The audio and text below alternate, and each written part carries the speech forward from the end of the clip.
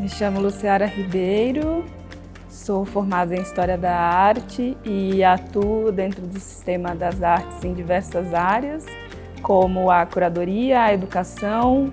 a pesquisa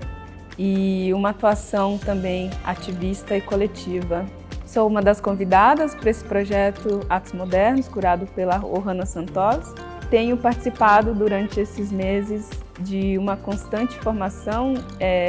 em artes visuais, com debates, reflexões e organização de pensamento crítico sobre isso que estamos chamando de ato moderno. É um prazer e uma honra poder estar nesse lugar para pensar a produção artística brasileira atual. A minha participação nesse projeto se dá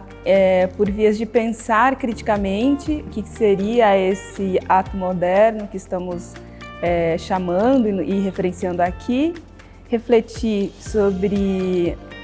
as relações que o modernismo, a modernidade, o moderno, de forma geral, apresenta dentro de um circuito artístico, o que vem de encontro com a minha pesquisa, já realizada anteriormente, com os meus caminhos, em que o colecionismo é parte dessa investigação. A proposta é repensar esses lugares que são colocados como margens, bordas, longes, cafundós, nesses territórios em que não são apresentados dentro de uma centralidade do eixo artístico. A proposta apresentada aqui é alterar esse centro e levá-lo, então, fazer dessa margem o centro e desse centro uma margem. Então, quero entender quais são os circuitos expositivos presentes atualmente nas periferias da cidade de São Paulo, como têm sido os deslocamentos e diálogos entre as artes, entre artistas, e como se dá as produções artísticas nesses territórios. Esses artistas, eles trabalham em territórios vistos como periféricos, e ao longo do projeto, em diálogo com esses artistas, também realizarei uma pesquisa que será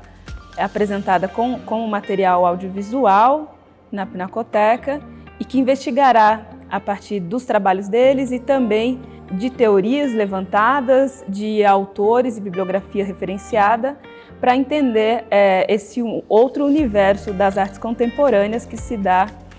nesses territórios, apresentando uma visão atualizada e crítica sobre a presença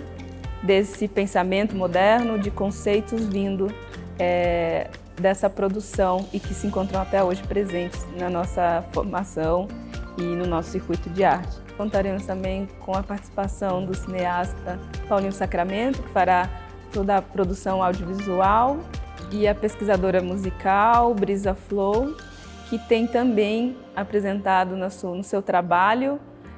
questionamentos sobre a retomada de território também para as populações indígenas. Então, a proposta é trazer uma investigação de arte contemporânea a partir do território periférico, entendendo o território periférico como atuante no sistema das artes, localizando os seus espaços expositivos e os seus artistas.